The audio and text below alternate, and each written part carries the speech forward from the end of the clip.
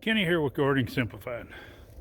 It's January 12th. We're out here in the garden, and we're going to look at some of the crops that were covered during the freeze at the first of this month. First one I've got uncovered here. Now these onions weren't covered, and as you can see, they're pretty pitiful looking. Now these were covered. Now the ones on the left were planted just a little bit earlier. They're the same age from the seed, but they were planted earlier. But these onions on this side were planted the same time as that other row was. And you can see these are coming on good because they were covered. And the onions at the end down here, these bigger onions, you can see there's no damage on the leaves or anything. These were the onions that were exposed to the freeze, and you can see how damaged they are. So when I tell you that row protection, now this is 1 ounce fleece, or we call it fleece here, but it's 1 ounce row protection, and that's all it takes. When it got down to 21 and started nipping these, and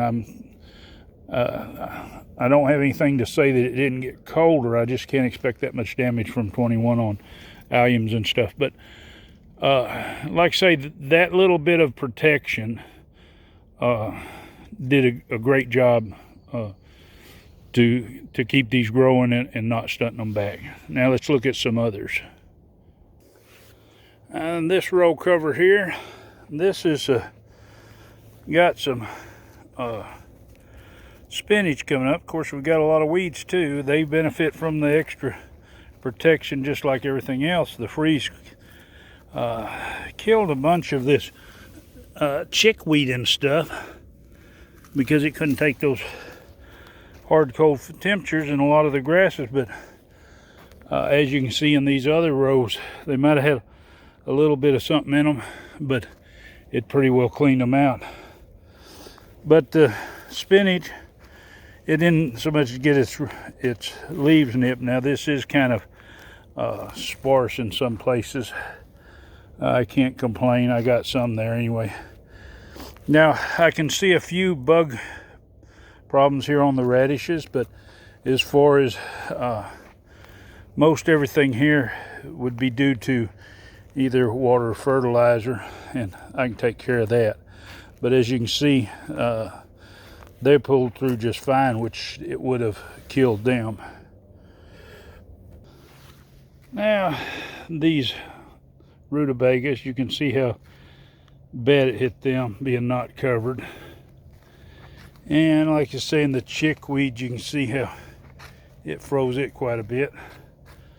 Now, the lacinato kale, it was covered, and it looks like some of it suffered a fair bit, but looks like it should pull through. The same thing with the broccoli. You got to understand, a lot of these vegetables like the broccoli and kale, normally 28 degrees is the most they want to see as far as weather drop.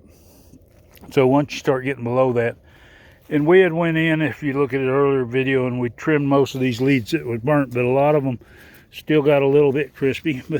But you can see we still have broccoli sprouts coming in here, and most of them look pretty good. Now over here where we had our turnips covered, they suffered some damage too. You can see the leaves got some brown and stuff on them. So we'll just have to see how that goes, and I'm sure it won't be any market quality turnips off this bunch, but we'll see. It could come back. Now strawberries we looked at before, and as far as the plants go, you don't see very much damage at all, except it damaged the fruit on the ones that weren't covered. The ones that were covered up, the fruit is fine. And we uncovered these a little bit back because there was one night, of course, it got down to 28, and it didn't really affect them. It didn't stay there very long. And we'll leave these covered until Friday, because Saturday it's supposed to freeze again. But our cabbage, it fared real well. I mean, it does have some leaves that are damaged, but not many. It fared really well. Now this particular cabbage that we're growing here, this is early Jersey cabbage. Now early Jersey cabbage puts a cone shape. A lot of people see them, and it's not what they're used to seeing, because they're, you know, everyone's used to what's in the grocery store.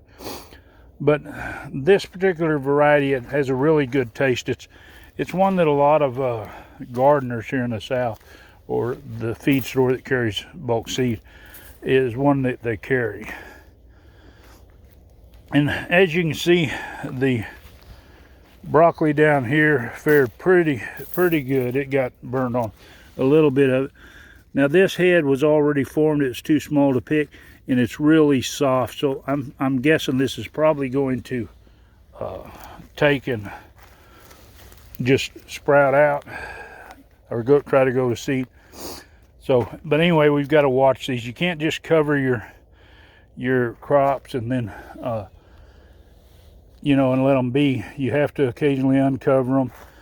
Make sure they're getting water. Make sure you don't have an infestation of bugs, because like I say, your conditions in there are warmer. That's what keeps your plants, and it's kind of humid. And if you happened to have some type of moth lay eggs before you got them covered, well, then you know they're going to hatch out and you're going to start having a problem. So be aware of that. Keep an eye on them. It is a little bit of a pain to have to uncover them, but it's well worth it if you're trying to grow through the winter, or if you're really trying to grow early in the spring, or you get one of those late freezes coming through.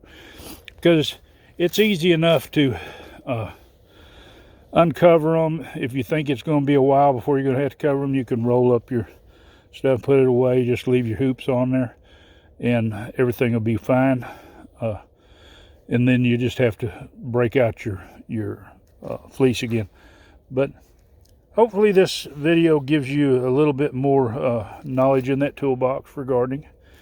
And if you're not subscribed, well, hit that subscribe button, hit the bell button so you'll be notified. Give it a big thumbs up, and share this video. Happy gardening.